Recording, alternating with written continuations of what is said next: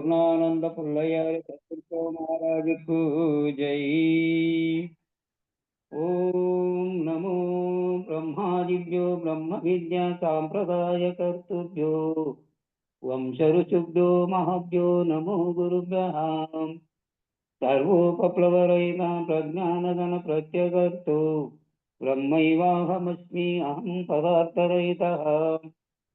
గురువే సర్వలోకానాం విషజే భవరోగిణాం నిధియే సర్వవిద్యానాం శ్రీ దక్షిణామూర్తియే నమః. ఓంకారపీఠ సిద్ధాంతం బ్రహ్మ విద్యోపదేశికా శ్రీమన్నారాయణం సూర్యం సద్గురుభ్యో నమో నమః. యాజ్ఞవల్కం జనకం సుఖ సాందీపమీశ్వరం కృష్ణమర్జున సంయుక్తం ఉద్ధవంచం నమో నమః.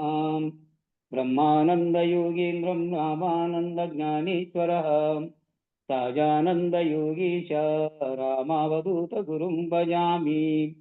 అంబికా శివయోగీంద్రం వేమనయోగి సద్గురుం నిరంజన వెంకయ్యార్య తిరువెంగళ గురుం భజే. శ్రీధర స్వామి యోగేంద్రం శివరామాఖ్య దీక్షితం కంబాలూరి అప్ప బ్రహ్మ సద్గురుభ్యో నమో నమః. పరశురామ సీతారామ భాగవత కృష్ణ యోగీనాం నీల్కాణ లక్ష్మణార్య సద్గురుభ్యో నమో నమః. బృహద్వాదిష్ట సిద్ధాంతం పూర్ణబోధోపదేశికాం శ్రీ వెంకటేశ్వర యోగేంద్రం సద్గురుభ్యో నమో నమః. ఆత్మానాత్మ అతీతమనిజం కేవలాత్మోపదేశికాం శ్రీ వేముల రామయ్యార్య యోగేంద్రం సద్గురుభ్యో నమో నమః. చరాచరమతీతం చ అచల పూర్ణోపదేశికాం శ్రీ పూర్ణానంద పుల్లయ్యార్య సద్గురుభ్యో నమో నమః. పూర్ణబోధ సుధానిధిం పూర్వపుణ్యఫలప్రదం వేదాంతానంద సద్గురుం వెంకటరమణార్య గురుం భజే. పూర్ణానంద పుల్లయ్యార్య పుత్రరత్న మహాగురుం విష్ణానంద విభుం దేవం కృష్ణమూర్తి నమో నమః. పరబ్రహ్మానందవర్షం పరాపర సమాదర్శం జ్ఞానాజ్ఞానతీతానంద శ్రీ అశ్వత్థార్య నమోస్తుతే. సర్వకాలాకాల ప్రత్యక్షం సర్వోత్తమ సుశాశ్వతం విరహితానంద గురుం వెంకటదాసార్యం భజే. అస్మద్గురు సమారంభం కృష్ణ సాందీప మాధ్యమం శ్రీ మహావిష్ణు పర్యంతం వందే గురు పరంపరం. జై సద్గురు ప్రో మహారాజుకు జై. జై శ్రీ వెంకటామ సమేత శ్రీ పూర్ణానంద పుల్లయ్యార్య సద్గురు ప్రో మహారాజుకు జై. జై గురు. నా పుంసకుండుగాక జననము మరణము లేనివాడై ఆకార వికారములు సాకార నిరాకారముగాకను పాప పుణ్యము లేకను సత్యమై సహజమై సమరసంపై అమలుండు కేవలాత్మా అద్వితీయమై పరిపూర్ణమై నిత్యైక్యతత్వజ్ఞుడై తనకు తానేకాత్మయై ఉండినా సద్గురు నియతుల భక్తి సతతము భజయంతు నిందు వదనా. అతి వైది వినవిరమనే నిత్యుడు సత్యుడు చిత్రజ్ఞుడు నవ్యుండు భవ్యుండును పరాత్పర పరిశుద్ధ తత్వజ్ఞుడు శుద్ధుండు బుద్ధుండును నిర్మలుండైనట్టి గురుదేవుని నతులాచరింతు నిత్యం నరులాయవసరము నిత్య కృత్యం సచ్చిదానందమునకు అవలిది అయినట్టి పరమార్థము అంతటా నుండి నట్టి దానితో పరం నపరోక్షమైన వాడు కార్యకారణ రహితుడు నిరతము స్వప్రకాశానందుడు పరమాత్ముడే స్వయముగా తానైన గురునికి వందనంబు. సత్యమే ఆనందమై నిరతము పరమ సుఖదాసీనుడై, ఉపనిషత్తుల కావలి భావాతీతునికి అభివందనం. జగతిలోని నరులకు ప్రభువర జ్ఞాన సంసిద్ధి కొరకు పలు రూపాల వెలసినట్టి పరమ గురునికి వందనంబు. సత్యమే స్వరూపంబై విమలమై నిత్య నూతన రీతిలో జనుల యజ్ఞానంబను తామసము దూరీకరించు కొరకు కోటి సూర్యుల వెలుగుతో విజ్ఞాన భాస్కరుండై వెలసిన నరరూపు దాల్చినట్టి పరమ గురునికి వందనంబు. జై సద్గురు ప్రభు మహారాజుకు జై. గురు పరంపరముకు జై. జై గురుదేవ. జై గురుదేవ. జై గురు. అందరికీ జై గురు.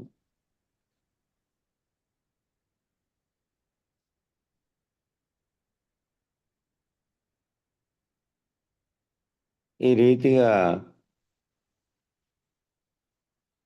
ఏ విధంగా సూర్యుడు సర్వసాక్షిగా ఉన్నాడో, సర్వసాక్షిగా ఉంటూ కూడా తన ప్రకాశం చేత, తన యొక్క జరిగేటటువంటి ఉష్ణం చేత సర్వ జగత్తులో జరిగేటువంటి కార్యకలాపాలకన్నిటికీ కూడా తాను కారణమై ఉన్నప్పటికీ, తన ప్రకాశం చేత అయినప్పటికీ తాను దాంతో ఆ జరిగే క్రియలతో సంగమించకుండా వెలుగును ప్రకాశిస్తున్నట్టే, ఈ రీతిగా దీపాన్ని ఆశ్రయించి అనేక మంది అనేక పనులను చేస్తున్నప్పటికీ ఓ దీపం పెట్టి రూమ్లో నిన్ననే ఉదాహరణ చెప్పారు, ఎవరెవరి పని వాళ్ళు చేసుకుంటూ ఉన్నట్టుగానే ఆ దీపం వెలుగులో ఆ దీపానికి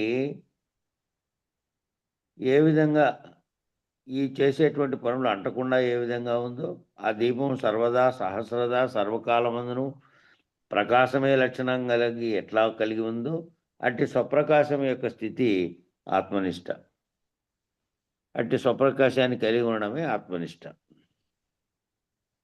బ్రహ్మనిష్ట.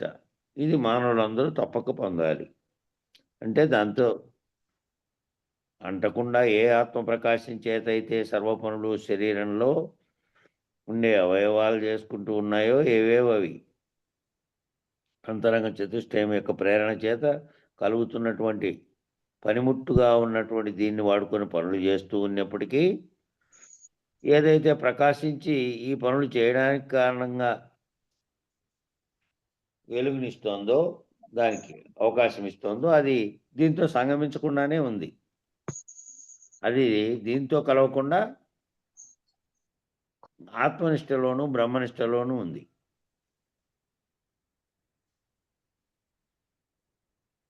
అది ఆ నిష్టలో అట్టి నిర్ణయాత్మక స్థితిలో నిలిచి ఉండాలి. మానవులందరూ ఏం చేయమంటున్నాడంటే అట్టి నిర్ణయాత్మక స్థితిలో నిలిచి ఉండాలి. అటు తురీయ నిష్ట యందు సదా నిలిచి ఉండాలి. ఆ తురీయ నిష్టలోనే సదా నిలిచి ఉండాలి. దీనికి వ్యాఖ్యానం చెప్పారు. ఆ ఆత్మ శుద్ధ స్వరూపుడై ఉన్నాడు. అతడే అద్వితీయ పరబ్రహ్మ స్వరూపుడై ఉన్నాడు.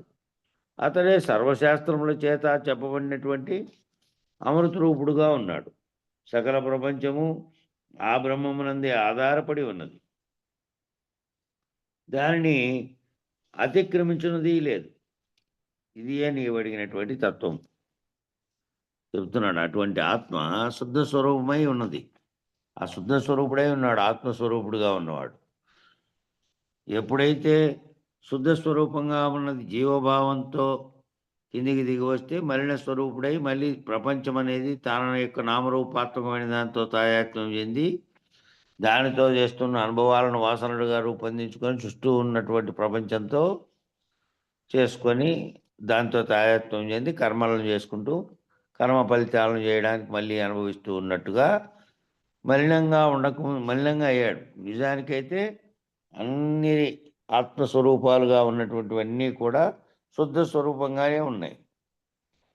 అయితే దాని నుంచి కిందికొచ్చి అంతఃకరణంతో తాను, ప్రపంచము, ఈ భావనలన్నీ కలుగుతున్నటువంటివన్నిటికీ కారణం అదే.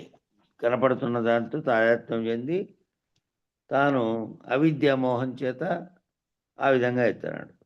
నిజంగా ఆత్మ శుద్ధ స్వరూపుడై ఉన్నాడు. అతడే అద్వితీయ పరబ్రహ్మ స్వరూపుడై ఉన్నాడు.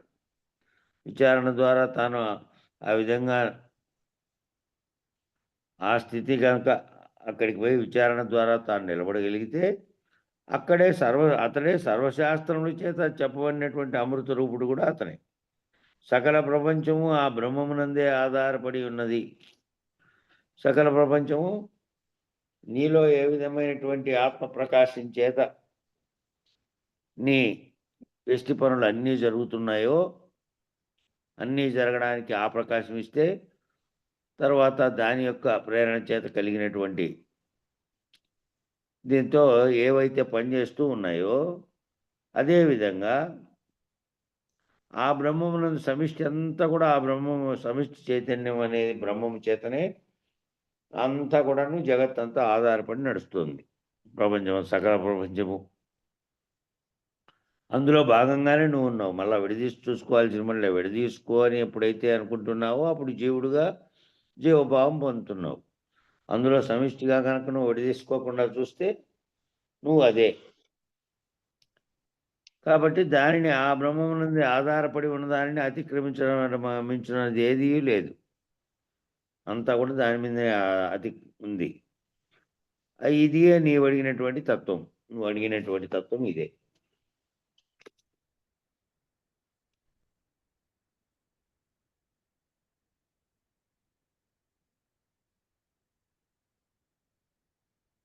విశేష వ్యాఖ్య. ఈ తత్వము అనే నిర్ణయాన్ని ఇక్కడ నిర్వచిస్తున్నారు. తత్వము, ఇందాక తత్వం అనే పదం ఆడారు కదా, దాన్ని నువ్వు అడిగినటువంటి తత్వం ఏమిటి అంటే నువ్వు అడిగావు కదా ఆ తత్వం గురించి చెప్పమని. ఆ తత్వం అంటే ఏమిటి అనే విశేష వ్యాఖ్య తత్వం అని చెబుతున్నాడు. తత్వము అనే నిర్ణయాన్ని ఇక్కడ నిర్వచిస్తున్నారు. త్వం అంటే నీవు, తత్ అంటే పొందవలసినటువంటి బ్రహ్మం. కాబట్టి అయమాత్మ బ్రహ్మ. అయం అంటే ఈ నేను, వ్యష్టిగా ఆత్మస్వరూపుణ్ణి, సమిష్టిగా బ్రహ్మస్వరూపుణ్ణి అనే మహావాక్య నిర్ణయ పద్ధతిగా సకల ప్రపంచము ఆ సర్వసృష్టి కూడా ఆ బ్రహ్మం పైనే ఆధారపడి ఉన్నది. కాబట్టి ఏం చెప్తున్నాడు ఇక్కడ అంటే తత్ అనేది పొందవలసినటువంటి బ్రహ్మము, త్వం అనేదేమో నేను. కాబట్టి అయమాత్మ బ్రహ్మ అంటే అయం అంటే ఈ నేను, వ్యష్టిగా ఆత్మస్వరూపునిగా ఉన్నా, సమిష్టిగా తీసుకుంటే సమిష్టిగా ఉన్నటువంటి బ్రహ్మస్వరూపుణ్ణి నేనే అనే మహావాక్య నిర్ణయ పద్ధతిగా సకల ప్రపంచము కూడా ఆ సర్వసృష్టి కూడా బ్రహ్మం పైన ఆధారపడి ఉన్నది. నిన్ననే తొలి ఏకాదశి పూర్తయినది. ఆ తొలి ఏకాదశి శయన ఏకాదశి. సర్వసృష్టి కూడా విష్ణువునందు లయించి విష్ణువు క్షీరసాగర గర్భమునందు శయనించి ఉన్నాడు. పాలపుంత అనగా మిల్కీ వే. మనం కూడా పేర్లు అలాగే పెట్టాం. ఆ పాలపుంత అనేటువంటి గెలాక్సీ ఏదైతే ఉన్నదో ఆ గెలాక్సీ మధ్యలో విష్ణునాభి అనేది ఏర్పడి ఉంది. అట్టి విష్ణునాభి స్థానం నుంచే కొన్ని వందల మిలియన్ల సూర్యుల శక్తి కలిగినటువంటి ఆకర్షణ ప్రభావం చేత ఇది చూడాలంటే నిజానికి పళ్ళుల్లో పైన మంచాలు వేసుకొని కనుక ఎండాకాలం పడుకొని ఉంటే కనుక ఆకాశంలోకి కనుక చూస్తే మిల్కీ వే అనేది ఉంటుంది. దాన్ని పాలపుంత అంటారు. మిల్కీ వే అని ఇంగ్లీష్లో పేరైతే శాస్త్రజ్ఞులు పెట్టినది దానికి మిల్కీ వే అని. అంటే తెల్లటి దారి ఒకటి అనేక కోట్ల నక్షత్రాలతో ఒకే చోట రాశిగా ఉండి రోడ్డు మీద కంకర పరిచింటే ఏ విధంగా ఉంటాయో ఆ కంకరంతా కనుక వెలిగితే ఏ విధంగా కనపడుతుంది మనకు, అట్లా మీరు పడుకొని అబ్జర్వ్ చేయాలి దాన్ని. ఎప్పుడైనా కరెంటు కూడా ఉండకూడదు. కరెంట్ ఉంటే కూడా సరిగా కనపడదు. చీకటి బాగా పూర్తిగా చీకటి ఉండి పైన చూస్తే ఆ మిల్కీ వే గెలాక్సీ అనేది ఒకటి ఉంటుంది. ఆ గెలాక్సీ మధ్యలో విష్ణునాభి అనేది ఏర్పడి ఉంది. అట్టి విష్ణునాభి స్థానం నుంచే కొన్ని వందల మిలియన్ల సూర్యుల శక్తి కలిగినటువంటి ఆకర్షణ వికర్షణ ప్రభావం చేతనే కొన్ని వందల కోట్ల వేల కోట్ల నక్షత్రాలు ఆవిర్భవిస్తూ పునః లయిస్తూ సౌర కుటుంబాలు జన్మిస్తూ ఆ సౌర కుటుంబాలు లయిస్తూ ఉన్నాయి. బ్రహ్మాండంలో జరిగేదంతా ఇది. ఈ అనేకమైనటువంటి ఈ సౌర కుటుంబాలు అనేటివి ఆ దాంట్లో నుంచి వచ్చే శక్తి కారణంగా ఏదైతే మిల్కీ వే ఉందో దాన్ని పాలపుంత అని మనం తెలుగులో చెప్పిన పేరేది పాలపుంత. ఆ పాలపుంత అనేది బాగా చీకటిగా ఉన్న సమయంలో పైకి చూస్తే కనపడుతుంది. లేదా ఎప్పుడన్నా మీరు ఇది ఉన్నప్పుడు హైదరాబాద్ లాంటి ప్రదేశాలకో లేకపోతే మద్రాసు లాంటి ప్రదేశాలకో కలకత్తాలో కూడా ఉంది. అట్లాంటి ప్రదేశాలకు వెళ్ళినప్పుడు దీంట్లో ప్లానెటోరియంలోకి వెళ్ళాలి. ప్లానెటోరియం నక్షత్రశాల అనేది ఉంటుంది కదా, వాళ్ళు స్వాభావికంగా పైన ఆకాశంలాగా తయారు చేసి ప్రతి ఒక్కదాన్ని దగ్గరగా విశ్లేషించి ప్రత్యేకంగా ఉంటుంది అది. దాంతో చూపిస్తారు. ముఖ్యంగా చూడవలసింది అది. మామూలుగా మనం ఏం చేస్తుంటామంటే ఇక ఇవే ఈ రాళ్ళు ఎక్కడ, ఈ గుడి ఎక్కడ ఉంది, లేకపోతే దర్శనీయ స్థలాలన్నీ తిరుగుతూ ఉంటాం అనమాట ఎక్కడైనా పోయినప్పుడు. ముఖ్యంగా ఇక్కడ మన పుట్టపర్తిలో కూడా ఉంది. పుట్టపర్తిలో ఉంది కానీ టికెట్ ఇచ్చి దాంట్లో ప్రదర్శన ఏర్పాటు ఉందో లేదో కానీ హైదరాబాద్లో నేను నాయన్ని కూడా పిలుచుకొని పోయింటి. నాయన, నేను, మంగమ్మకే, సుందరమ్మ ఇల్లు వచ్చిన వాళ్ళందరూ పోయి ఆ దాంట్లో ఎల్లకిలా పడుకొని చూడాలి. సినిమాలో ఏమో కూర్చొని చూస్తాం కదా, అదేమో ఈజీ చైర్ లాగా వెనక్కుంటుంది. వెళ్ళకిలా పడుకొని పైకి చూడాలి. చూస్తే దాంట్లో చూపిస్తాడు ఇదంతా. ఈ గెలాక్సీలో నుంచి వచ్చేటువంటి సౌరశక్తి ఏదైతే ఉందో ఆ శక్తి వల్ల కొన్ని వేల కోట్ల నక్షత్రాలన్నీ ఆవిర్భవిస్తూ మళ్ళీ లయమవుతూ సౌర కుటుంబాలన్నీ ఏర్పడుతూ లయిస్తూ ఉన్నాయి. దాంట్లో నుంచి వచ్చే అయస్కాంత శక్తి వల్ల ఈ భూమి ఏ స్థాయిలో ఏవే ఉన్నాయో గ్రహాలన్నీ వేలాడుతూ ఈ విధంగా తిరగడానికి శూన్యంలో కారణమైనటువంటి శక్తి అంతా అందులో నుంచే వస్తుంది. అందులో నుంచే తిరుగుతూ ఉన్నాయి. ఏదైనా గతి తప్పిందనుకో, ఆ గతి తప్పింది దాంతో చాలా ప్రమాదాలు కూడా ఒక్కోసారి జరుగుతాయి. ఇప్పుడు ఒకటి వస్తుంది, భూమిలో సుమారుగా భూమిని కదిలించగలిగేటటువంటిది భూమి వైపుకు ఎక్కడ పడుతుందో తెలియదు. 2027 ఆఖరి కల్లా అది భూమిని ఢీకొంటుంది అని అంటున్నాను. నక్షత్ర ప్రాంతాలలో నుంచి మళ్ళీ భూగమనం వైపు వస్తుంది. అది ఏమిటి దాని స్థితిగతులని తెలీదు. 2027 ఆఖరు భూమిని ఢీకొంటుంది అనేది అంటున్నారు శాస్త్రవేత్తలు. ప్రస్తుతం అయితే భూమి వైపుకు వస్తుంది అది. అంటే కోటాను కోట్ల మైళ్ళ దూరం సూర్యుని యొక్క ఈవల కాకుండా సూర్యుని యొక్క ఆవల నుంచి వస్తుంది. కాబట్టి కోటాను కోట్ల మైళ్ళ దూరంలోంచి వస్తుంది. ఇదంతా ఇవన్నీ లయమైపోతూను పుడుతూను లయమైపోతూ ఉన్నాయి. అటువంటి స్థితిని వర్ణిస్తూ ఉన్నటువంటి విష్ణు సహస్రనామము, పురుష సూక్తం ఏవైతే ఉన్నాయో ఆ నాభిస్థానం నుంచే బ్రహ్మం ఉత్పన్నమై ఆ బ్రహ్మం నుండి సర్వసృష్టి ఉత్పన్నమై పునః తన స్వస్థితి యందు లయించి కొంతకాలం ఉండి మరలా ఆ బ్రహ్మం నుండి సృష్టి ప్రాదుర్భవిస్తూ ఉంది. మామూలుగా పురాణాల్లో చెప్పినటువంటి స్థితి చెప్తున్నారు. ఏ విష్ణువు అయితే విష్ణువుగా బొడ్డులో నుంచి ఇదంతా ఇది పుష్పం ఏర్పడి ఆ పుష్పంలో బ్రహ్మం ఏర్పడి ఈ సృష్టి అంతటికీ చేశాడనేది ఇక్కడ చెప్పారు. ఆ పైన వాళ్ళేమో సైన్స్ను వర్ణిస్తూ దాని ప్రకారం ఏ విధంగా జరుగుతుంది, ఇవన్నీ ఎట్లా ఉత్పన్నం అవుతున్నాయి అందులో నుంచి అనేది వాళ్ళు చెప్పారు. ఈ చాతుర్మాస్య వ్రతము అంటే ఈ శయన ఏకాదశి నుండి ఉత్తాన ఏకాదశి వరకు ఈ 4 మాసములకు చాతుర్మాస్యం అని పేరు. ఇట్టి చాతుర్మాస్య వ్రతమందు సాధకులై సదా ఆత్మనిష్ట యందు స్వాధ్యాయ మనందు నిలకడ ఇది మీరు మామూలుగా వినే ఉంటారు, పేపర్లో అక్కడక్కడ చదివి ఉంటారు.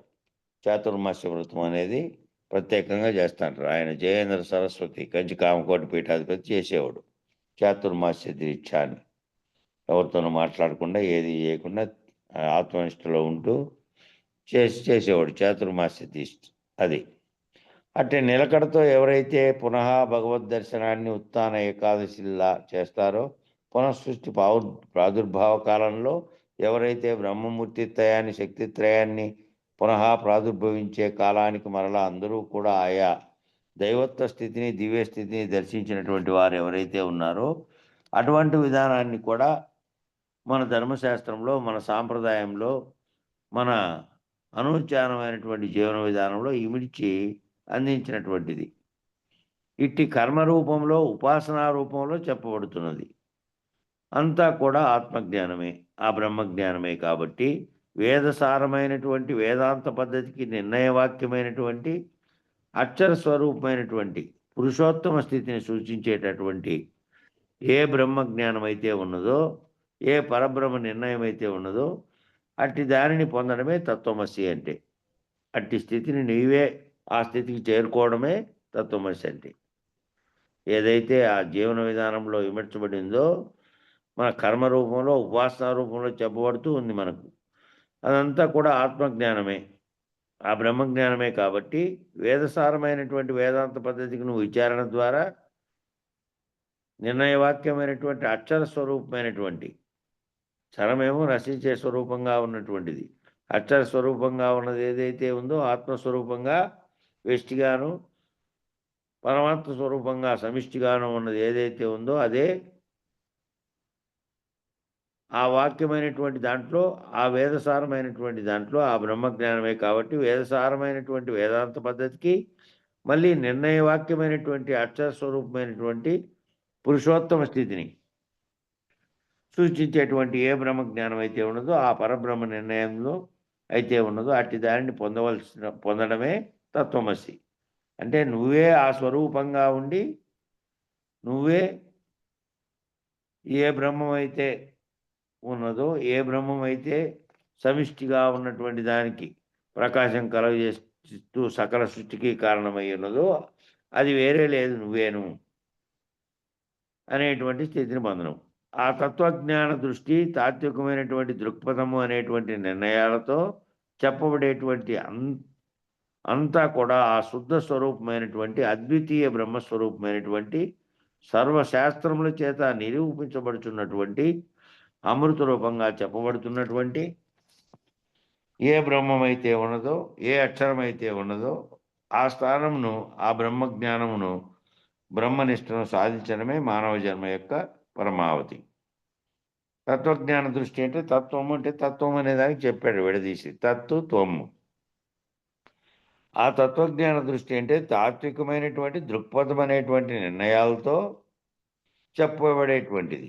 అంతా కూడా శుద్ధ స్వరూపంగా ఉండేటువంటి అద్వితీయం, అంటే రెండోది అది తప్ప ఇంక రెండోది లేనటువంటి అద్వితీయ బ్రహ్మస్వరూపమైనటువంటి, అద్వితీయ బ్రహ్మస్వరూపమైనటువంటి బ్రహ్మాండంగా ఉన్నటువంటిది ఏదైతే ఉందో, అది సర్వశాస్త్రముల చేత నిరూపించబడుతున్నటువంటి అమృత స్వరూపం.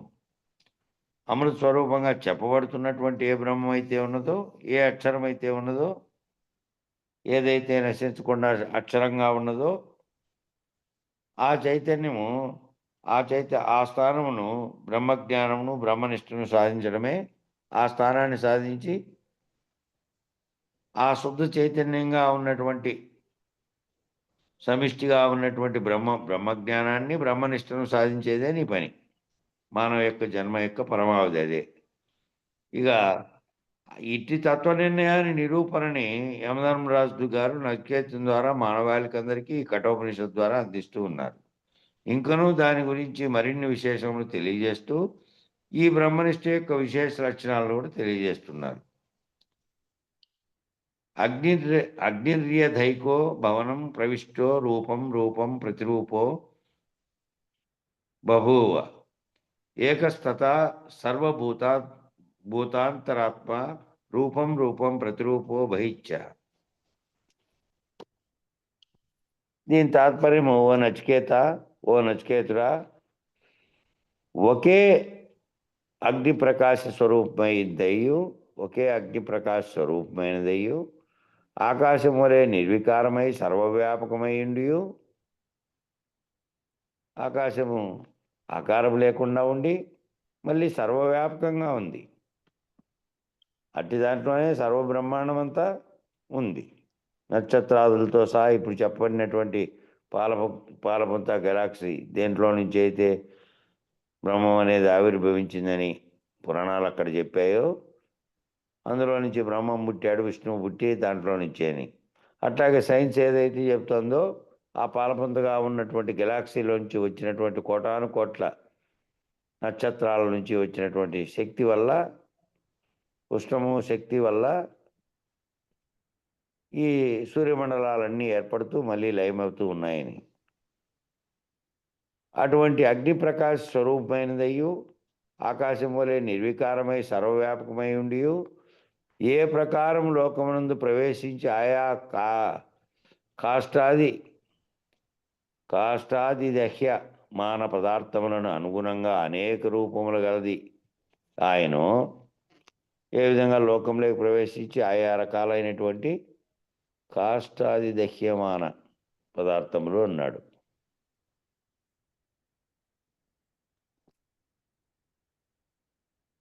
కాష్టాది దహ్యమాన పదార్థములు, ఆ పదార్థాలకు అనుగుణంగా అనేక రూపములు గలది ఆయన. ఆ ప్రకారం ఒకే ఆత్మ ఆయా భూతములందు ప్రవేశించి తదనుగుణమైనటువంటి రూపం గలది అవుతున్నది.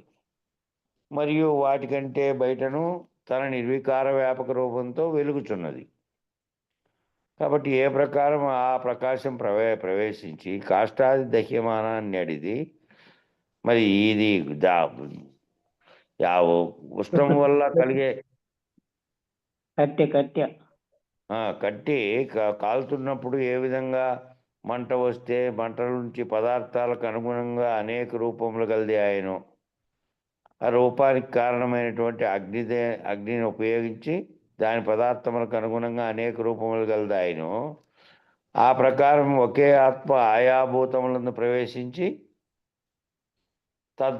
అనుగుణ రూపమైనటువంటిది అవుతున్నది. అనేకంగా ఉన్నటువంటి ఆయా భూతములందు శరీరములందు ప్రవేశించి ఒకే ఆత్మ తదనుగుణమైనటువంటి రూపం గలది అవుతున్నది.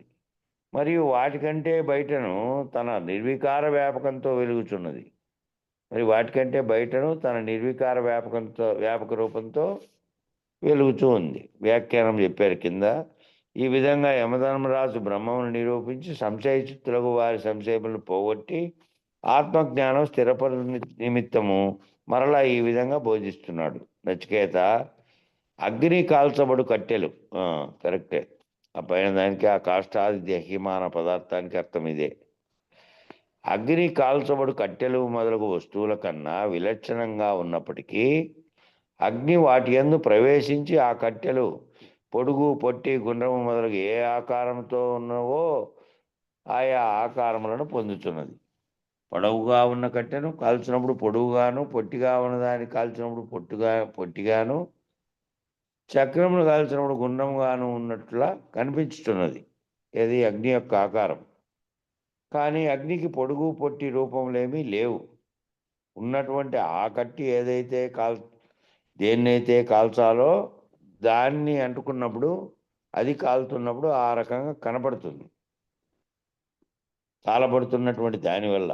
కానీ అగ్నికేమో ఆ విధమైనటువంటి పొడుగు, పొట్టి అనేటువంటి రూపములు లేవు. విద్యుత్ శక్తి ఒకటే అయినను బల్బుతో చేరి ప్రకాశమును, ఫ్యాన్తో చేరి గాలిని, రిఫ్రిజిరేటర్తో చేరి చల్లదనమును, హీటర్తో చేరి వేడిని, రేడియోతో చేరి శబ్దమును ఆయా వస్తువులను బట్టి అనేకములుగా ఉన్నట్లు తోచినట్లు ఒక్కటే అయినటువంటి ఆత్మ సర్వభూతములకు సర్వదేహములకు విలక్షణుడయ్యు అతి సూక్ష్మ రూపమును అంతర్యామి అయి ఆ శరీరములో ప్రవేశించి ఆయా శరీరము తగిన రూపమును అనగా దేవ, మానవ, పశుపక్షి, క్రిమి, కీటకాల శరీర రూపం కలవాడుగా కనిపించుతున్నాడు. శరీరం లోపలనే కాక వెలుపల విశ్వమంతటా ప్రకాశిస్తున్నాడు. కాబట్టి ఈ అగ్ని ఏ విధంగా దేన్నైతే కాలుతూ ఉంటే దాని యొక్క రూపాన్ని సంతరించుకున్నట్టు దానికి ఏ విధమైనటువంటి తేడా లేకపోయినప్పటికీ పొట్టుగా ఉందా, పొడుగ్గా ఉందా, రౌండ్గా ఉంది అనేది దానికి ఏం నిమిత్తం లేకపోయినా ఆ వస్తువు యొక్క కాల్చబడుతున్నప్పుడు వస్తువు యొక్క రూపాన్ని ధరించినట్టు, చక్రము కాల్చినప్పుడు గుండ్రంగా కనిపించినట్టు, అట్లా విద్యుత్ శక్తి కదా, దేంట్లో లేకపోతే అది అయినట్టు, బల్బు లేకపోతే లైట్ వెలిగి, ఫ్యాన్ లేకపోతే గాలికి ఆ ఫ్యాన్ తిరిగి గాలి వచ్చేటట్టు, రిఫ్రిజిరేటర్ లేకపోతే చల్లదనాన్ని పెట్టి, హీటర్ లేకపోతే వేడి చేసి, రేడియోలోకి పెడితే శబ్దం చేసి, అట్లా ఏ వస్తువు లేక అది పోయిందో ఆ శక్తి, దానిని బట్టి అనేకములుగా ఉన్నట్టు తోచినట్లుగా ఒకే రకమైనటువంటి ఆత్మ సర్వభూతములలోకి, సర్వదేహములలోకి విలక్షణంగా ఉన్నటువంటి విలక్షణుడుగా ఉండి అతి సూక్ష్మ రూపమున ఉంది. కంటికి కనబడదు. ఈ జరిగేటువంటి చర్యలన్నీ ఏమో కనపడుతున్నాయి. కరెంటు వల్ల అవన్నీ ఏం పనులు చేస్తున్నాయని కనపడుతున్నాయి కానీ అది ఎక్కడుంది అనేది తెలియదు, ఎట్లా ఉంది అనేది తెలియదు, కనపడదు. శక్తి అయితే దాంట్లో నుంచి వచ్చి పనిచేస్తూ ఉన్నట్టుగా, కాబట్టి ఈ ఆత్మ అనేది కూడా అనేకంగా ఉన్నటువంటి సర్వదేహాలకు పోయి విలక్షణంగా ఉంటూ అతి సూక్ష్మ రూపంగా ఉండి దాంట్లో అంతర్యామిగా ఉండి ఆయా శరీరాలు అన్నిట్లోనూ ప్రవేశించింది, ఒక్కటి కాదు. ఈ అనేకమైనటువంటి పిపీలికాది బ్రహ్మ పర్యంతము కల శరీరాలుగా ఉన్నటువంటి వాటిలో ఆయా శరీరాలకు తగిన రూపమును, ఏ ఏ శరీరాలు కర్మ ఫలితంగా ఏర్పడడానికి ఉద్యుక్తమైనయో దాంట్లోకి ప్రవేశించి ఆయా శరీరాలకు తగినటువంటి రూపాన్ని కలుగజేస్తూ వస్తుంది. దేవ, మానవ, పశు, పక్షి, క్రిమి, కీటకాల శరీర రూపము కలవాడుగా కనిపిస్తూ ఉన్నాడు. ఆ ఆత్మస్వరూపుడు అనేవాడే సమిష్టిగా ఉన్నటువంటి బ్రహ్మం అనే చైతన్య శక్తిలోంచి ఏర్పడినదే ఆ ఆత్మ. అదేమో సర్వాత్మగా ఉంది, సర్వమునకు. దాంట్లో ఈ అనేకమంది కూడినటువంటి వ్యత్యాత్మలు కూడా అందులోనే ఉన్నాయి, వేరుగా లేదు. సర్వాత్మ అంటే దీంతో సహా కలుపుకోబడి ఉన్నటువంటిదే. జీవులుగా అనేకమైనటువంటి పశుపక్షాది క్రిమి కీటకాల శరీరూపం ఉండి సర్వవిలక్షణంగా ఉన్నటువంటి ఆ శక్తి ఆ సర్వాత్మగా ఉండే దాంట్లో ఉన్నదే. శరీరం లోపలనే కాక వెలుపల విశ్వమంతటా కూడా ప్రకాశిస్తున్నాడు. శరీరం లోపలే కాక విశ్వమంతటా ప్రకాశిస్తున్నాడు. అట్టి బ్రహ్మం అనబడేటువంటి శక్తి స్వరూపం. అదే విశేష వ్యాఖ్య చెప్తున్నాడు ఇక్కడ. ప్రకాశం యొక్క లక్షణాన్ని, అగ్నితత్వాన్ని, శక్తితత్వాన్ని, ఆత్మతత్వాన్ని ఒకేసారి ఒకే ఉపమానంతో నిరూపిస్తున్నారు. ఒకేసారి ఒకే ఉపమానం చేత వీటిని నిరూపిస్తున్నారు. చూడండి, ప్రకాశం యొక్క లక్షణాన్ని, అగ్నితత్వాన్ని, శక్తితత్వాన్ని, ఆత్మతత్వాన్ని. దీనికి ఏకశ్లోకి అని కూడా ఓ పేరున్నది. నాయన, ఈ ప్రపంచం కనపడుతోందా అని గురువుగారు అడిగాడు. కనపడుతోంది అన్నారు. దేని ఆధారంగా ఈ ప్రపంచం కనపడుతోంది? దేని ఆధారంగా ప్రపంచం కనపడుతోంది మీ కళ్ళ ముందర అంటే, దేని ఆధారంతో ఈ ప్రపంచాన్ని చూడగలుగుతున్నావు అని అడగగానే శిష్యుడు ప్రకాశం ఆధారంగా ఈ ప్రపంచాన్ని గమనిస్తున్నాను. వెలుగు లేకపోతే ఏంది గమనిస్తావు? ఇంట్లో ఉన్నప్పుడు చీకట్లో అయినా ఒక వస్తువు కనపడాలంటే దీపం వెలుగు ఉండాలి. అలాగే సర్వప్రపంచము మనకు కనబడుతోంది అంటే సూర్యరశ్మి వస్తానే సర్వము కనబడుతోంది. నీ కంటి చూపు ఎంత దూరం వరకు పోగలుగుతుందో, వస్తువులు, కొండలు ఇవన్నీ ఎక్కడి వరకు పోగలిగితే అక్కడి వరకు కనబడుతూ ఉన్నది. ఈ కనబడడానికి కారణం ఏమిటి? దేనివల్ల చూస్తున్నావు ఈ ప్రపంచాన్ని? దేనివల్ల, దేని ఆధారంగా కనబడుతోంది అంటే ప్రకాశం యొక్క ఆధారంగా. ప్రకాశం లేకపోతే వస్తువు కనపడదు. వస్తువు అక్కడ ఉన్నప్పటికీ చీకటి గదిలో ఉన్నావు నువ్వు, అన్ని కొండలు, సంచులు ఏమేమో ఉన్నాయి. వెలిగిస్తే వాటన్నిటినీ చూడగలుగుతావు, ఏ వస్తువు ఏడుందని. వెలుగు లేకపోతే ఏ వస్తువు ఏడుందో తెలియదు. అట్లా ఈ ప్రకాశం ఆధారంగా ఈ ప్రపంచాన్ని గమనిస్తున్నావు, చూస్తున్నాను అన్నాడు శిష్యుడు. ఎందుకని అంటే ప్రకాశం లేకపోతే ప్రపంచం కనపడదు. అంధకారబంధురమైనటువంటి స్థితిలో ఏ కంటికి ఏమీ కనపడదు. కన్ను ఉన్నప్పటికీ కంటిలోనూ బయట కూడా ప్రకాశం లేకపోతే ఏమీ కనపడదు. కన్ను ఉన్నప్పటికీ, కన్నేమో ఉంది, కంటిలోనూ బయట కూడా ప్రకాశం ఉంటే ఆ బయట అది కనపడుతుంది. కాబట్టి ప్రకాశం ఆధారంగా ప్రపంచాన్ని చూస్తున్నాను. మరి నీ లోపల ఉన్నటువంటి ప్రపంచాన్ని ఏ రీతిగా చూస్తున్నావు అన్నాడు గురువు. బయట ప్రపంచాన్నేమో కంటితో చూస్తున్నావు. ఆ ప్రకాశం ప్రపంచమంతటికి విస్తరించినటువంటి ఆ ప్రకాశం వల్ల ఆ వెలుగులో చూస్తున్నావు. ఆ వెలుగు నీ సూర్యునికి వెలుగు వచ్చిన తర్వాత నీ కంటికి కనపడుతోంది కాబట్టి. అయితే నీ లోపల ఉన్నటువంటి ప్రపంచము అంటే స్థూల సూక్ష్మ కారణ మహాకారణ జీవుడుగాను ఈశ్వరుడుగాను అంటే విశ్వ తైజస ప్రాజ్ఞ ప్రత్యేగాత్మలు గాను విరాట్ హిరణ్య గర్భ అవ్యాకృత పరమాత్మలుగాను ఆ 4 ఈ 4 8 సాక్షి స్వరూపాలు ఉన్నాయి. ఈ 8 సాక్షి స్వరూపాలను కలిపితే కూటస్థుడనేటువంటి పరమాత్మ, మరి ఈ పరమాత్మగా ఈ 8 స్వరూపాల్లో 8 శరీరాల్లో 8 ప్రపంచాల్లో 8 విశ్వాలలో 8 అనేకత్వాల్లో అనేకములైనటువంటి వ్యవహారములను చేస్తూ అనేకత్వాన్ని పొందుతున్నటువంటి ఏ తత్వమైతే ఉన్నదో అదంతా కూడా ఒక్కటిగానే ఉన్నది, కానీ అనేకంగా లేదు. ఈ విధంగా ఏదైతే నీ లోపల ఉన్నటువంటి ఏమో బాహ్యంగా ఉన్నటువంటిది, నీ లోపల ఉన్నటువంటి స్థూల సూక్ష్మ కారణ మహాకారణ జీవుడుగాను ఈశ్వరుడుగాను 2 రకాలుగా కనపడుతున్నటువంటి దాంట్లో జీవునికి విశ్వడు తైజసుడు ప్రాజ్ఞుడు ప్రత్యేగాత్మ అనేటువంటి 4 స్థితులు ఉన్నాయి. విరాట్ హిరణ్య గర్భ అవ్యాకృత పరమాత్మ అనేటువంటి ఆ 4 తనువులు ఈశ్వరునికి ఉన్నాయి, సమిష్టిగా ఉన్నవి.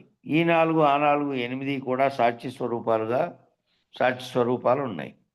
ఈ 8 సాక్షి స్వరూపాలను కలిపితే ఈ 8ని కలిపితే అది వేరుగా లేనటువంటి ఆ 8 ఒకటి సమిష్టిగాను ఒకటి వెష్టిగాను ఉంది.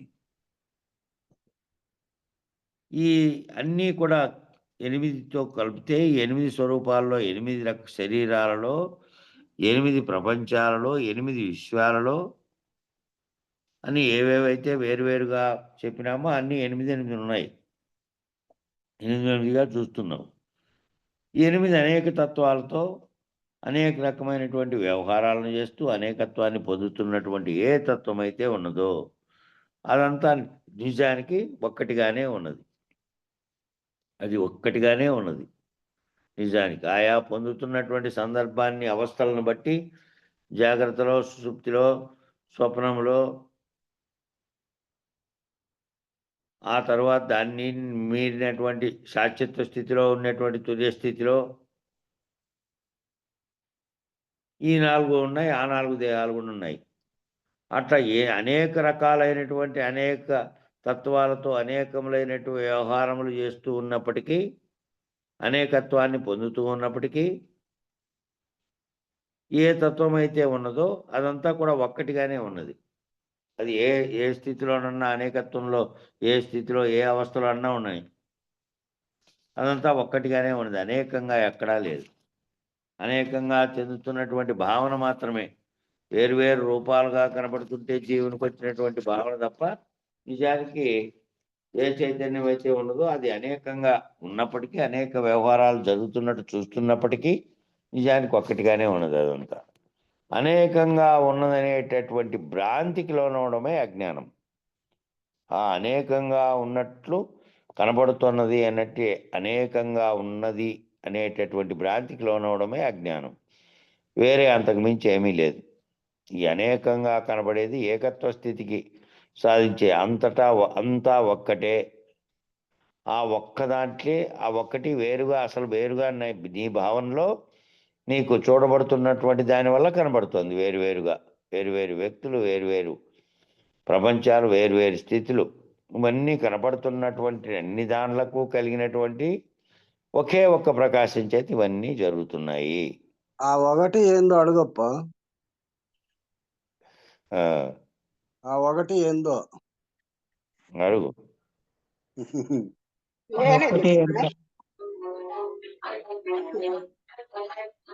చెప్పమ్మా.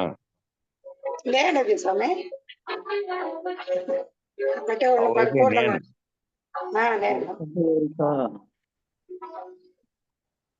ఏందో ఎవరు మనసంగా చెప్పరు, ఏందేందో అందరూ ఓపెన్ చేస్తారు, అది వినపడదు. ఒకటేసారి ఓపెన్ చేసేందువల్ల అవుతుంది. నేను అని చెప్పింది రాజేశ్వరి. కరెక్ట్. ఉమ్. నేననే ఎరుక. నేననేటువంటి ఎరుకే అదంతా. ఆ ఎరుకే ఏదైతే సంకల్ప వికల్పాలు కలిగిస్తుందో, ఏదైతే దాని చేతనే సర్వ ప్రపంచాన్ని గుర్తెరుగుతున్నటువంటి, సర్వ ప్రపంచాన్ని తెలుసుకోగలిగినటువంటి జ్ఞానంతో సహా సర్వము ఉన్నదో అది అదే, వేరే అంతకు మించి ఏం లేదు. మళ్ళా ఎలాగంటే ఉదాహరణ చెప్తున్నాడు. ఎలా అంటే విద్యుత్ శక్తి ఒక్కటే కరెంట్ ఉంది, అన్నిటికీ పోయి పనిచేస్తుంది. కనపడుతుందా కంటికంటే? కనపడదు, వైర్లలో పోతుంది. అనేక యంత్రములందు పనిచేస్తుంది, అనేక యంత్రాల్లో పనిచేస్తుంది. ఈ ప్రపంచ సృష్టి వస్తువులు ఏదైనా తీసుకోండి, ఆ యంత్రం లేకుండా కావట్లేదు. సెల్ ఫోన్తో సహా, వస్తువులతో సహా సర్వ ప్రపంచాన్ని మానవుడు ఆ శక్తిని ఉపయోగించి చేస్తున్నాడు. మరి ఆయా యంత్రాల యందు పనిచేస్తూ ఉంది కదా, ఆయా యంత్రాల యందు పనిచేస్తూ ఉన్నప్పుడు ఆయా ఫలితాలను కూడా ఇస్తోంది. యంత్రం ఏం పని చేస్తుందో ఆ ఫలితాలను కూడా అప్పుడే ఇస్తుంది. కాబట్టి ఇప్పుడు యంత్రం సత్యమా, వెనుకున్నటువంటి శక్తి సత్యమా అంటే ఆ శక్తి తత్వమే సత్యం. ఈ యంత్రం సత్యమా అంటే ఉంది. కరెంటు గినబాకపోతే ఎన్ని ఏండ్లైనా సరే అట్టే జడ వస్తువుగా ఉరికే ఉంటుంది, కదలికే లేదు దానికి. అట్లాగే సర్వ ప్రపంచంలో కదులుతున్నటువంటి వస్తుత్పత్తి, కలుగుతున్నటువంటి ఫలితాలు, వస్తున్నటువంటివన్నీ కూడా కారణమైనది శక్తి. కారణమైన ఆ శక్తి కనుక అది లేకపోతే అది పనిచేస్తుందే? యంత్రమా సత్యం, ఈ వస్తువా సత్యం, లేకపోతే ఈ కనపడుతున్నటువంటి ఈ ప్రపంచమా సత్యం? ఈ కదలికలన్నిటికీ కారణమైనటువంటి శక్తి కారణము. ఈ వెనకున్నటువంటి కనపడకుండా ఉండే శక్తే కారణం. కనబడేటిదంతా జడంగా ఉంది, దాంట్లో శక్తి వస్తే తప్ప అది పనిచేయదు. ఆ శక్తితత్వమే సత్యం. అంటే అర్థం ఏమిటి? Law of confirmation of energy. మళ్ళీ సైన్స్ లేకపోయారు ఈయన. దీంట్లో ఏం చెబుతున్నారంటే law of conservation of energy అని. విజ్ఞాన శాస్త్రం కూడా పదార్థానికి ఒక నియమాన్ని, శక్తికి ఒక నియమాన్ని, శక్తితత్వ నియమం అని, పదార్థ నిత్యత్వ నియమం అని ఒక నిత్యత్వ సూత్రాన్ని ఏర్పాటు చేసింది. అంటే రూపాంతరం చెందడమే సత్యం, కానీ అది కొత్తగా అది పుట్టట్లేదు. ఆ లా ఆఫ్ కన్జర్వేషన్ ఆఫ్ ఎనర్జీ అంటే ఒక శక్తి ఇంకొక పదార్థంతో కలిసినప్పుడు, ఆ శక్తి అది కలిసినప్పుడు ఏర్పడుతున్నటువంటి కొత్తగా ఏర్పడుతుంది. మళ్ళా ఆ కొత్తగా ఏర్పడేటువంటి తత్వమే అది, ఆ శక్తి తత్వ నిర్ణయం అది. పదార్థం లేకి శక్తి కలిస్తే కలిగేటువంటి మార్పు. పదార్థ నిత్యత్వ నియమం అని ఒక నిత్యత్వ సూత్రాన్ని ఏర్పాటు చేసింది. అంటే రూపాంతరం చెందడమే కానీ ఎప్పుడు నిత్యత్వంగానే ఉంది. అది వేరువేరుగా వచ్చి మళ్ళీ వాటిని కలిపేటువంటి ప్రయత్నం చేసి దానివల్ల పొందుతున్నాం మనం అనుకో.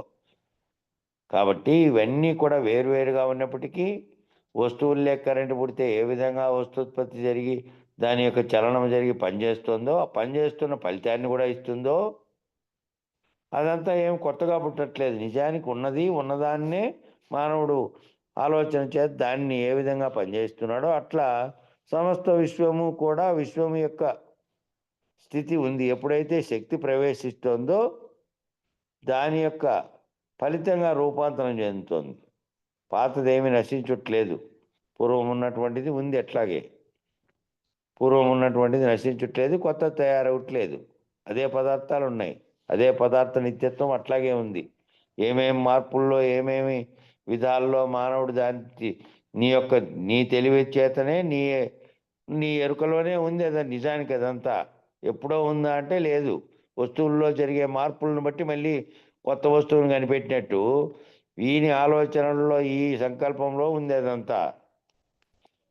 నిజానికి అది కొత్తది, పాతది అనేటువంటివన్నీ ఆడే ఉన్నాయి. వీడు తయారు చేసిన దాన్ని బట్టి కొత్తది అయిపోయింది, మళ్ళీ అది పాతది అయిపోతే పాతది అయిపోయింది. అంతేగాని పాత నశించట్లే, కొత్తది పుట్టుట్లే. పూర్వం ఉన్నటువంటిది నశించుట్లే, కొత్తది తయారవట్లేదు. పదార్థమేమో నిత్యత్వంగా ఉంది, ఆ శక్తి నిత్యత్వంగా ఉంది. ఆ నియమాలకు లోబడి సృష్టి అంతా పనిచేస్తుంది. నువ్వు దేంట్లో దగ్గరికి అయితే దాన్ని ప్రవేశపెట్టి నిత్యత్వంగా ఉన్న దాంట్లోకి ఇది ప్రవేశపెట్టి దీంతో పనిచేస్తున్నావో అట్లా దాన్ని బట్టి ఉంది. సదా ఉన్నది ఎప్పుడూ ఉన్న తీరుగానే ఉన్నది. సదా ఎప్పటికీ ఎల్లప్పుడూ ఉన్నది ఉన్నట్లుగానే ఉన్నది. సాక్షి ఎప్పుడు సాక్షిగానే ఉన్నది. కానీ సాక్షీభూతమైనటువంటి చైతన్య శక్తి ఏదైతే ఉన్నదో ఆ సత్తా వ్యవహారానికి దిగి వచ్చేటప్పటికి శక్తిగా మారి, సత్తా అన్నప్పుడేమో నిర్వ్యాపారంగా నిర్వ్యవహారంగా ఉన్నది. శక్తి శక్తిగా ఉన్నప్పుడేమో నిర్వ్యాపారంగా ఉన్నది, ఏ వ్యాపారం అది చేయట్లే. నిర్వ్యవహారంగాను ఉంది, ఏ వ్యవహారము కూడా చేయట్లే. శక్తి శక్తిగా ఊరికే ఉన్నప్పుడేమో. ఎప్పుడైతే అది దీంట్లోకి దిగి వచ్చేటప్పటికి శక్తిగా మారింది, సత్తాగా ఉన్నప్పుడేమో దాని యొక్క సత్తా దాంట్లోనే దాగి ఉంది. సత్తా ఊరికే ఉంది. సత్తా ఎప్పుడైతే సాక్షిభూతంగా ఉన్నప్పుడు ఊరికే ఉంది. సాక్షిభూతంగా ఉన్నటువంటి శక్తి దేంట్లోకన్నా ప్రవేశిస్తేనే ఇంక అది పనిచేయడం ప్రారంభించేది. సాక్షిత్వ స్థితిలో ఉంటే కనుక ఊరికే ఉంటుంది. ఆ చైతన్య శక్తి, ఆ సాక్షిభూతమైనటువంటి చైతన్య శక్తి ఏదైతే ఉన్నదో ఆ సత్తా వ్యవహారానికి దిగొచ్చేసరికి కిందికి వ్యవహారానికి దిగొచ్చి శక్తిగా మారి, సత్తా అన్నప్పుడేమో నిర్వ్యాపారంగా నిర్వ్యవహారంగా అవ్యవహారంగా ఉంది సత్తాగా ఉన్నప్పుడు. అదే శక్తిగా మారింది అనుకో, ఆ సత్తా శక్తి రూపంగా వచ్చేటప్పటికి వ్యవహార సదృశ రూపంగా మారింది. ఆ శక్తి కలవకుండా ఊరికే సాక్షిత్వంగా ఉండి అవ్యవహారంగా ఉన్నంతసేపు సత్తాగా ఉంది. సత్తా అనేది శక్తిగా మారి ఎప్పుడు దిగొచ్చిందో అయిపోయాయి. సర్వ వ్యవహారములకు సదృశ రూపంగా ఉంది. దాని యొక్క శక్తి యొక్క ప్రాదుర్భావ స్థానంలోనే సత్తాగా ఉంది. ఫస్ట్ ఏమో ప్రాదుర్భావ స్థానంలో సత్తాగా ఉంది, మళ్ళా వ్యవహార స్థానంలోకి వచ్చేటట్టు అనేకములుగా తోస్తున్నట్టు కనబడుతోంది.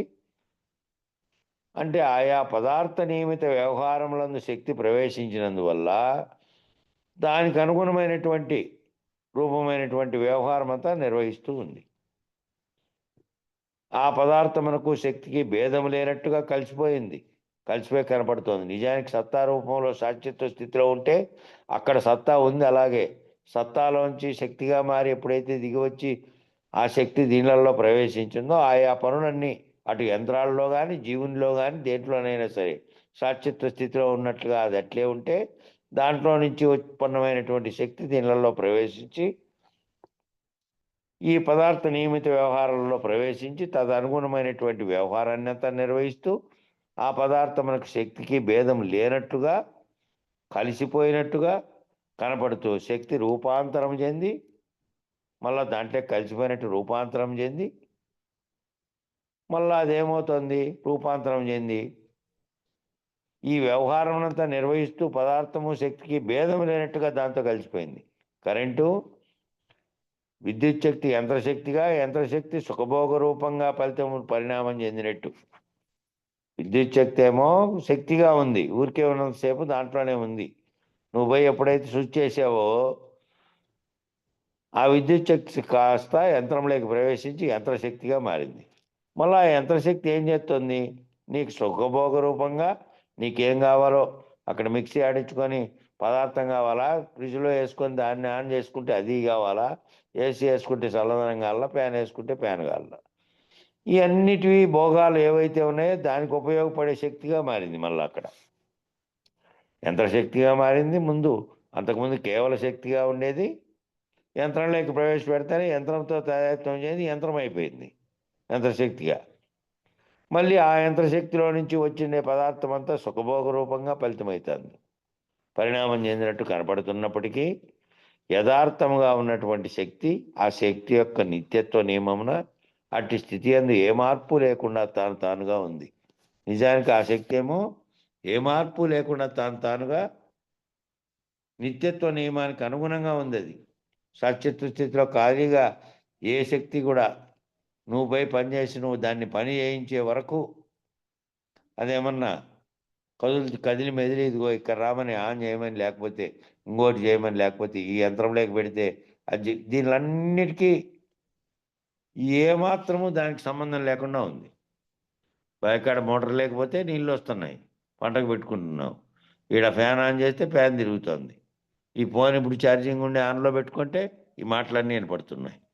వీటన్నిటికీ కారణంగా ఉన్నటువంటి ఏదైతే పనిచేసి దీంతో పని చేయించుకుంటున్నదో, చేస్తే మాత్రమే ఆయా దానిలో లేకపోయి యంత్రశక్తిగా మారి మళ్ళీ నీకు భోగాన్ని ఏవేవి కావాలని కోరుకుంటున్నావో దాంట్లోకి వచ్చేటువంటి దాన్ని కలిగించేటువంటి శక్తిగా ఉంది తప్ప అది నిత్యత్వము ఏ మార్పు లేకుండా తనకు తానుగానే ఉందా లేదా? అదంతకదే కదులుతోందా? లేదు. కాబట్టి దీన్ని కూడా పోల్చుకొని ఏదైతే ఆత్మస్థితిగా ఉన్నటువంటిది ఉందో దాని ప్రకాశం చేత సర్వము మనలో నడుపబడుతున్నప్పటికీ అది శాశ్వత స్థితిలో ఉంది. దాని ప్రకాశం చేత ప్రేరణ పొందినటువంటి మనసు, బుద్ధి, చిత్తం, అహంకారం అనేటివి మిగతా అవయవాలను ఉపయోగించుకొని దానితో ప్రేరణ చెంది దాంతో చేయిస్తున్నాయి తప్ప ఒక్కటిగానే ప్రకాశం కలుగజేసేది అట్లుగానే ఉంది శాశ్వత స్థితిలో. కాబట్టి దీనిలతో తాదాత్మ్యం చెందినటువంటి వాడు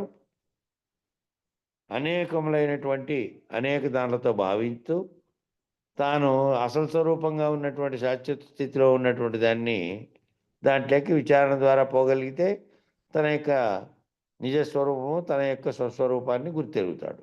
లేకపోతే ఈ వేటి ఎందు తాదాత్మ్యం చెందాడో ఆయా రూపాలను చెందుతూ ఉంటాడు. ఇట్టి అనేకములైన కట్టెలందు అగ్ని నిక్షిప్తంగా ఉన్నది.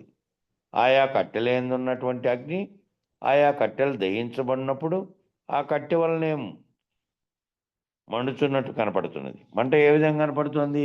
ఓ పెద్ద కుప్పను అంటించారు, కుప్ప అంతా అంటుకుంది. ఓ రౌండ్గా ఉండేటువంటి దాన్ని నుగ్గులన్నీ పేర్చి ఇంతకుముందు బండి చక్రానికి కొట్టేటువంటి దాన్ని ఏమంటారో పాత పదం మర్చిపోయినాము. ఎందుకంటే ఎప్పుడైతే వాడుతా ఉన్నామో మన చుట్టూ మనం వాడినేటివి అవి. బండి చక్రానికి, రథ చక్రానికి కన్ను అంటారు దాన్ని. ఆకులు అంటారు. కాదు, కన్ను, కమ్మిలే. చుట్టూ ఏ కమ్మి. కమ్మి అయితే ఆ కమ్మిని ఎట్లా కాగబెట్టేవాళ్ళు? ఆ కమ్మి అంతా ఒక్కసారిగా కాగితేనే దాన్ని ఎక్కించేకి వీలవుతుంది, లేకపోతే వీలు కాదు. అందుకని ఏం చేస్తారంటే రౌండ్గా పడుకోబెట్టి ఆ పడుకోండి దానికి చుట్టూ నుగ్గులు పోసి మంట పెట్టేస్తే చుట్టూ అది ఒకేసారి కాగితే దాన్ని తీసిపోయి ఆ కట్టి చక్రం మీద పెట్టి చుట్టూ కొడితే ఆ వేడి మీద అది కరెక్ట్గా ఫిట్గా పోయి కూర్చుంటుంది. అట్లా ఏ రూపంలో నువ్వు అంటించావో ఆ అగ్ని ఏమో ఒకటే. ఆ అగ్ని రౌండ్గా అంటించావు కాబట్టి రౌండ్గా కాయలు రౌండ్గా కనపడుతూ రౌండ్గా మండింది, అంతే తప్ప నువ్వు పేర్చినటువంటి స్థితిని బట్టి. కాబట్టి అనేకములైనటువంటి కట్టెలందు నిక్షిప్తంగా ఉన్నప్పటికీ ఆయా కట్టెలందు అగ్ని ఆ కట్టెలు దహించబడుతున్నప్పుడు రూపం వచ్చింది. దహించబడేటప్పుడే రూపం కనపడింది. అంతకుముందు అగ్ని దాంట్లో ఉన్నప్పటికీ వెల్లడి కాకుండా ఉంది. అది మళ్ళీ ఆ దహించబడినప్పుడు ఆ కట్టె వలనే మండుచున్నట్లు కనపడుతుంది. అది ఏ ఆకారంలో ఉంటే అది. పాత రబ్బర్ ట్యూబ్ ఉందనుకో, సైకిల్ ట్యూబ్, దాన్ని అంటించాననుకో అది రౌండ్గా కనపడుతుంది. ఊరికే ఉన్నటువంటి తాడుని అంటించారనుకో, ప్లాస్టిక్ తాడు, మామూలు తాడు, అంతా ఏ విధంగా ఏ రూపంలో ఉన్న వస్తువు తగలబడుతోందో ఆ రూపంగా కనపడుతుంది. గుండ్రంగా ఉన్నా, నిలువుగా ఉన్నా, అడ్డంగా ఉన్నా, చితుకుల వలె ఉన్నా, చెట్టు వలె ఉన్నా, ఆ అగ్ని కూడా ఏ చెట్టు ఏ రూపంగా ఉంటే అదే రూపంతో దహించబడుతున్నట్టు కనపడుతుంది. కానీ వాస్తవమునకు పంచభూతాత్మకమైనటువంటి అగ్నికి ఏ రూపము లేదు. పంచభూతాలతో కూడినటువంటి పంచభూతాత్మకంగా ఉన్నటువంటి ఆ అగ్నికి నిజానికి ఏ రూపము లేదు. అది దేన్నైతే దేంట్లో తగులుకొని దేంట్లోకి దాని శక్తి ప్రవేశించి అది దహించబడుతోందో దాని రూపంలోకి అక్కడ రూపం కలిగించుకుంటోంది. కాబట్టి ఇవన్నీ కూడా ఆ రూపములు శక్తి అంటేనే ఇవన్నీ కూడా అరూపములు కాదు. కాబట్టి ఇవన్నీ కూడా అరూపములు, రూపం కానివి. శక్తి అంటేనే అరూపం. శక్తి అనే దానికి రూపం లేదు, అది అరూపం. పదార్థం అంటే రూపం, పదార్థమేమో రూపం. పదార్థానికి కంటికి కనపడుతోంది కాబట్టి కంటికి కనపడే తత్వము, ఓ ప్రదేశం కలిగి ఉండే తత్వము, ఓ బరువు ఉండే తత్వము, స్పర్శ ముట్టుకుంటే కనపడే తత్వము, ఇవన్నీ ఉన్నాయి కాబట్టి పదార్థం అనేది ఏమో రూపంగా ఉంది, శక్తి అనేది మాత్రం రూపం లేకుండా అరూపంగా ఉంది, కంటికేమీ కనపడకుండా. ఆయా అవసరాలు వచ్చినప్పుడు దేనితో సంగమించి జరుగుతుందో అప్పుడేమో రూపంగా ఆ రూపంగా కలుస్తుంది. కాబట్టి రూపం కలిగిన పదార్థమేనను ఒక రూపం నుంచి మరొక రూపానికి మారుతున్నట్లు కనబడుతున్నవే తప్ప కొత్త పదార్థం సృష్టించబడట్లేదు. ఈ పదార్థాలన్నీ ఇక్కడ తయారవుతున్నటువంటి వస్తువులన్నింటినీ ఎక్కడి నుంచి వచ్చాయి? ఇక్కడి నుంచినే వచ్చాయి కదా. మనం సృష్టించుకున్నటువంటి వస్తువులన్నీ చూసినప్పటికీ కూడా అవి కూడా అంతకుముందు ఎక్కడున్నాయి? ఆ రూపం రావడానికి ఇతర పదార్థాలు ఏమేం కలపాలో దాంట్లోకి అన్నీ కలిపి తయారు చేసి నువ్వు వాడుకుంటున్నావు. పైనుంచి ఆకాశంలో నుంచి రావట్లే, ఇంకో చోట నుంచి రావట్లే. ఏ వస్తువైనా వస్తుత్పత్తిగా కనబడుతున్నటువంటివన్నీ ఓ గుండు ఉంది, దాన్ని శిలగా మార్చి విగ్రహంగా మార్చినావు. అంతకుముందు ఏముంది? ఏడుంది? విగ్రహం పదార్థం అట్లే ఉంది. దానికి మళ్ళీ వేరే వేరే పనిముట్లు వాడి దాన్ని వేరే రూపాన్ని మార్చావు. నువ్వు చేసావు అది. కాబట్టి ఈ రూపంగా ఉన్నటువంటివన్నీ కూడా ఈ రూపంలోకి శక్తి అనేది కలిసిన తర్వాత ఏ ఏ పదార్థాలను విడదీస్తే ఏం చేయాలో, ఏ ఏ పదార్థాలు కలిపితే ఏ వస్తువు తయారవుతుందో, దానికో రూపం వస్తుందో, అవన్నీ పదార్థాల కలయిక చేత మారుతున్నట్టు కనబడుతున్నవే కానీ కొత్త పదార్థం అనేది ప్రత్యేకంగా ఏం సృష్టించలే. అవన్నీ ఉన్న పదార్థాలను వాడుకొని తయారు చేస్తున్నారు ఇవన్నీ కలపడం ద్వారా. అట్లే శక్తి కూడా ఒక శక్తి నుండి మరొక శక్తికి రూపాంతరం చెందుతున్నదే తప్ప శక్తి పునః ప్రారంభించట్లేదు. శక్తి అనేది కూడా ఒక శక్తి నుంచి ఇంకో శక్తిలోకి రూపాంతరం చెందుతుంది కానీ అది మళ్ళీ పునః ప్రావిర్భవించట్లేదు. మళ్ళా కొత్తగా పుట్టడం ఏమీ లేదు. నిరంతరము ఉంది ఆ శక్తి. ఆ శక్తి మళ్ళీ ఆయా దానిలోకి రూపాంతరం చెందుతుంది తప్ప కొత్తగా ప్రావిర్భవించేది లేదు. అంతటా ఉన్నటువంటి స్థితిలో అది ఉంది.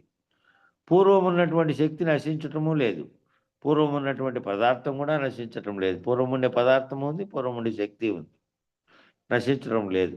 ఏ రూపంలోకి ఏ విధంగా నీ ఆలోచనల్లో నీకు వచ్చిందో, నీకు వచ్చినటువంటి దాంతో వల్ల నువ్వు దేన్ని కలిపావో దాన్ని తీసుకెళ్ళి దేన్ని కలిపి తయారు చేసావో అవన్నీ నీ ఆలోచనల్లోంచి వచ్చినాయి. వచ్చి ఆయా పదార్థ రూపం రావడానికి కారణం ఆ శక్తి మరియు ఆ పదార్థం, ఆ రెండింటి యొక్క కలయిక చేత అవన్నీ రూపాన్ని ధరిస్తూ ఉన్నాయి.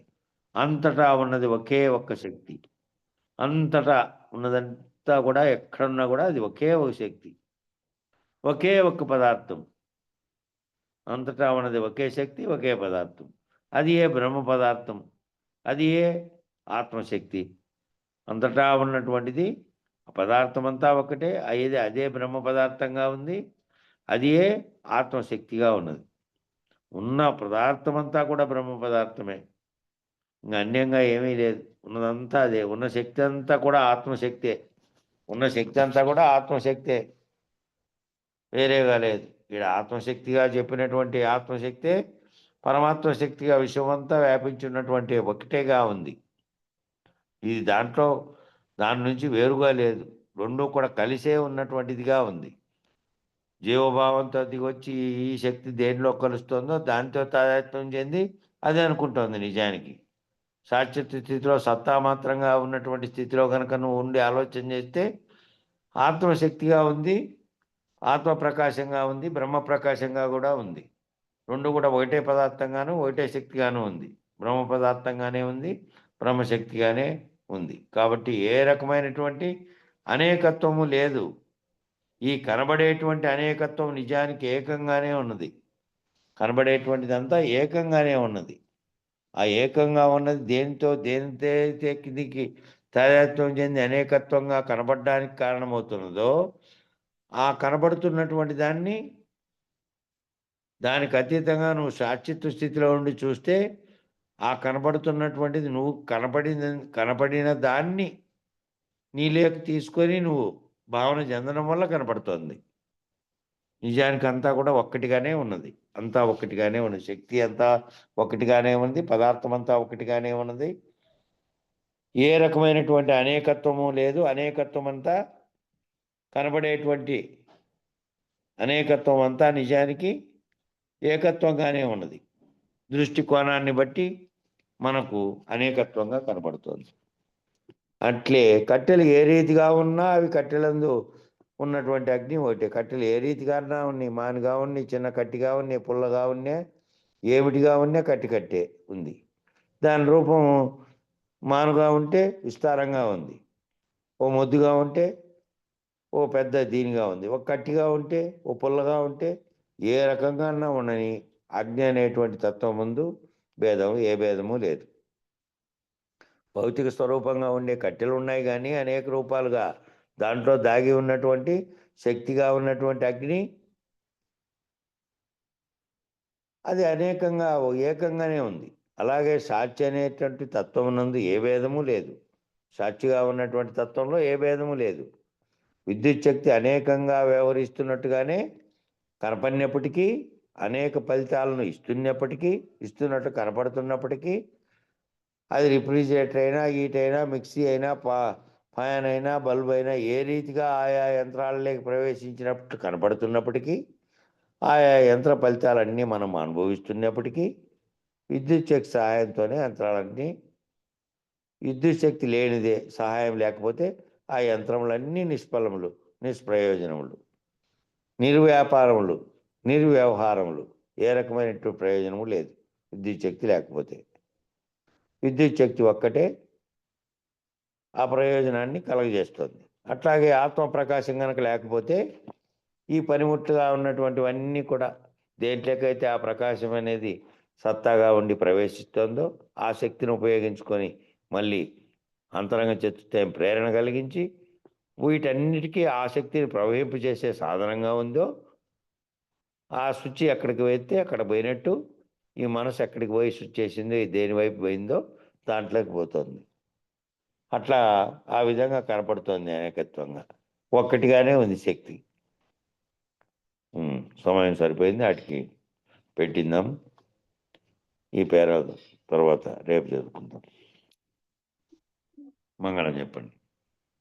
జై సద్గురు ప్రభు మహారాజుకు జై. స్థిరమగు మీ పదవిని సుస్థిరముగా సంస్థాపనంబు చేసి జనులకు పరిపూర్ణ బోధ ప్రకటపరచిన మరిచివరామారులకు మంగళమనరే. ఆరులకిప్పుడు మంగళమనరే. పొంగోచు సిద్ధాంత పూర్ణులయ్యరు తాను భంగపరచిన గురు పారంపరులకు మంగళమనరే. తత్తీటమునకు మంగళమనరే. నిరతము జగములు మీరియు మరుపును ఎరుకయుగా కమాయయు లేకన్ పరిపూర్ణమైనట్టి గురునకు మరి మరి విశ్రాంతి చెంది మంగళమనరే. నిత్యము శుభ మంగళమనరే. అంగలింగములకు అతీతమగు మాయ సంగరహిత గురు సభకు అధ్యక్షులకు మంగళమనరే. నిత్యము శుభ మంగళమనరే. మరియును పీతస్థులకును పరమతత్వ విచారులకును నిరతము వేదాంత సభలు నిలకడైన సాధు జనులకు ఆరతి దిగో మంగళారతి దిగో. సద్గురుమూర్తులకు ఆరతి దిగో మంగళారతి దిగో.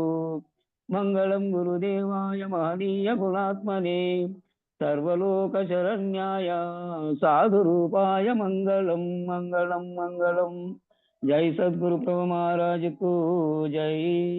జై శ్రీ వెంకటాంబ సమేత శ్రీ పూర్ణానంద పుల్లయ్యారు సద్గురు ప్రభు మహారాజుకు జై. జై లక్ష్మీ సమేత వేదాంతానంద వెంకట రమణారు సద్గురు ప్రభు మహారాజుకు జై. జై శ్రీ కల్పమాంబ సమేత విష్ణానంద కృష్ణమూర్తి సద్గురు ప్రభు మహారాజుకు జై. జై శ్రీ అచ్చమాంబ సమేత జ్ఞానాజ్ఞానతీత అశ్వత్థారు సద్గురు ప్రభు మహారాజుకు జై. జై శ్రీ లక్ష్మీ సమేత వీరహితానంద వెంకటదాసారు సద్గురు మహారాజుకు జై. ఇందుగల గురుభక్త మండలికు జై. సాధు సత్పురుషులకు జై. సర్వం సద్గురు చరణారవిందార్పణమస్తు. సర్వే జనా సుఖినో భవంతు. ఓం శాంతి శాంతి శాంతి. జై సద్గురు ప్రభు మహారాజ్. జై సద్గురు.